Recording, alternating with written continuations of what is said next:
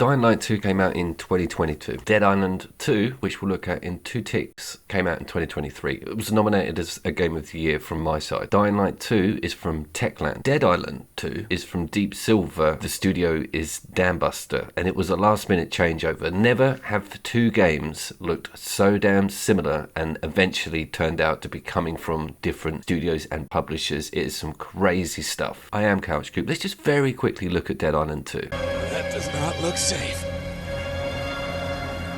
The differences in these two games, I feel, boils down to that location. Dead Island 2 is very much sort of Floridian, big houses, mountainsides. It's pretty flat and sparse, but you do have that wide open, optional, massive choice of direction. Don't get me wrong, Dying Light 2 does have this, but it's more in the vertical sense as opposed to that open plan layout.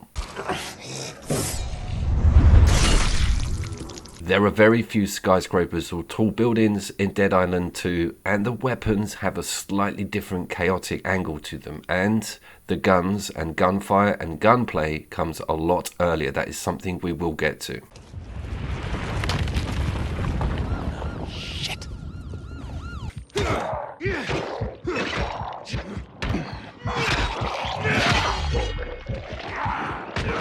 This entire review is captured in the balanced mode, which I think is awesome. 60 frames per second and 4K apparently, and it's one of 3 modes, the standard performance and the quality. I heard very bad things about the quality mode of this game. On launch, it got slated for horrendous performance. This is actually the reloaded edition. It's available on Extra and it sits on the SSD. I was very impressed with its performance, particularly against Dead Island 2. That game also has some pretty amazing specs. Dying Light 1 was a really amazing co-op experience online because of this day and night system, all the little secrets to that map, and it had a vehicle, a goddamned off-road racer. There are no vehicles on this to my knowledge. That one was a bit of a blow.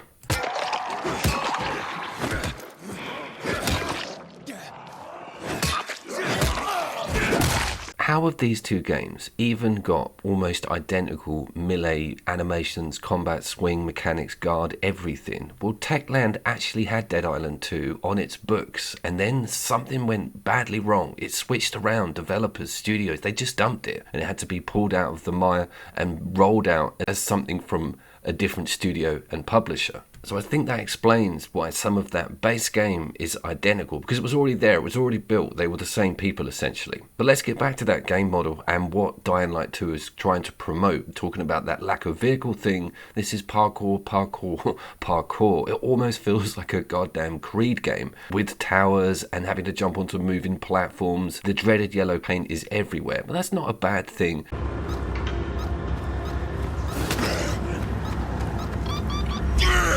If you've played the first one, then you'll know the crux of the game is that day and night system, with nighttime bringing some very scary zombies that will chase you down, safe zones with ultraviolet light. That's one of the more terrifying aspects of the game. We will get to them because the parkour, the poor car actually amplifies that panic with the roof jumping, making gaps that you're not sure are reachable. You can see that ultraviolet light, 10 meters away, and there's like 5 of these runners behind you. It's really good, intense stuff. And with that balance mode, keeping those frames up and that crisp resolution, jumping around really does look incredible.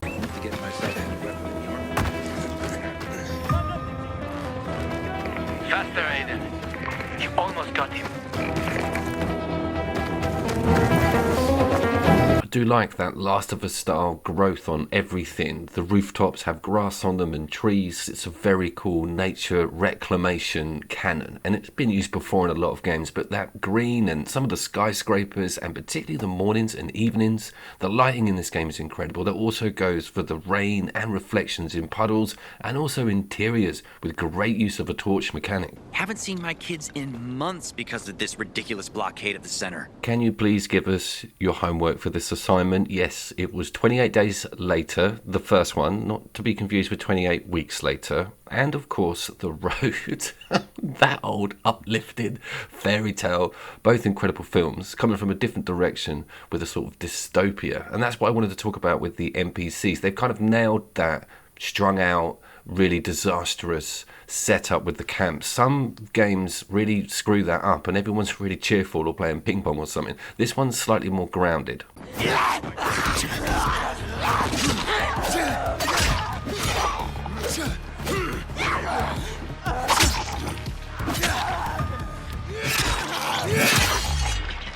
Goddamn is the game gory. Not unnecessarily, I feel, and puts it in the right places. There's slow down. There's the same X-ray vision that you get on Dead Island 2 as well. Thought I'd check out that photo mode. Wanted to see some of the details on the zombies themselves. Not overly impressive, but the fact that you can do this at any time with anything on screen, explosions, the lot. It is worth something, and it is nice to see a relatively smooth pan in that balanced mode, but that's the only place I got it chugging.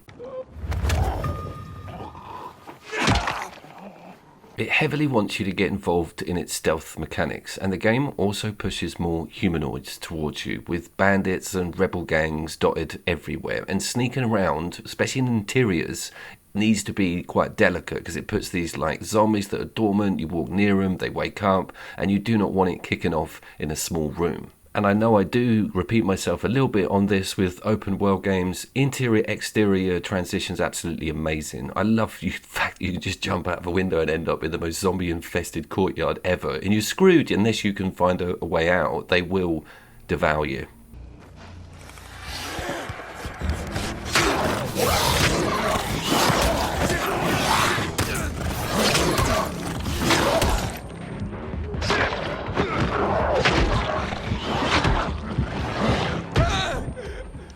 The accumulation and persistence of just about all of the blood and bodies is absolutely amazing. What I'm talking about when I say that word persistent is dead bodies don't flash, disappear and spawn out. You also have all the blood from a big fight still on your weapon. It keeps the game grounded. I can't stand stuff disappearing. You want to see everything pile up if you are churning through the enemy. Here I come! Because of the game being at this massive height all the time, some of the smaller speckled bandit locations mean that you're constantly going for that Spartan kick to get them off. Some of the AI and detection with the human players is a little bit confusing, and it kind of does remind me of Mad Max a little bit, with an individual sounding the alarm and you having to prioritize enemy type. Here's one of the nighttime chase scenes coming up, and just have a listen to the noises, the techniques it uses to stress the hell out of you.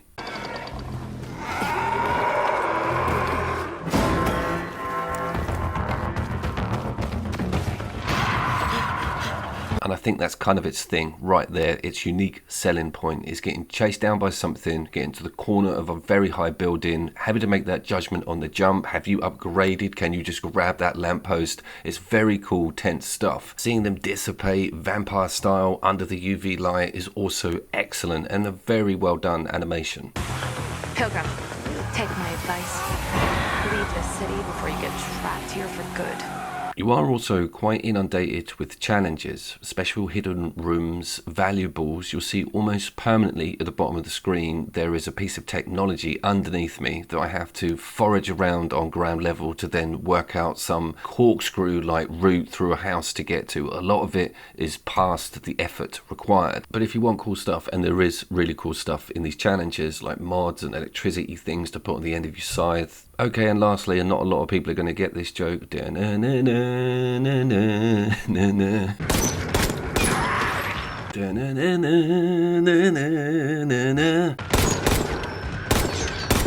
Just when you thought our chance had passed, the guns are bloody amazing. What were they thinking, holding them back that long? This is footage from a challenge. Otherwise, you wouldn't be seeing any at all, because they're at least 15 hours in. The ammo is extortionate. You can't buy it. This edition of the game is called Reloaded because apparently it's had guns shoved in it. I can't comment on that because I never played this base game. But bruh.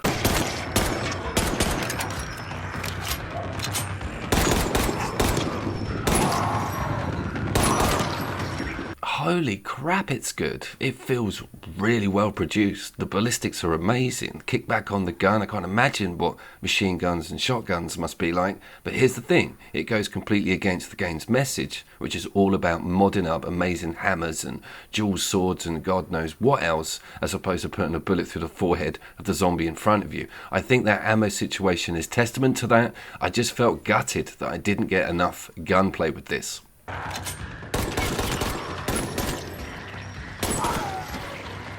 If in some strange scenario you could only choose one of these games, i.e. Dying Light 2 or Dead Island 2, then I'd really struggle. I think they're both worth a look, they're both on Extra and they do perfectly complement each other. Dead Island 2, however, had a very rocky development ride, and I recommend, if you're a Dying Light fan, going over and looking at that sequel, because it's amazing considering what happened, how it was all derailed and pulled back together again for a pretty damn decent zombie game.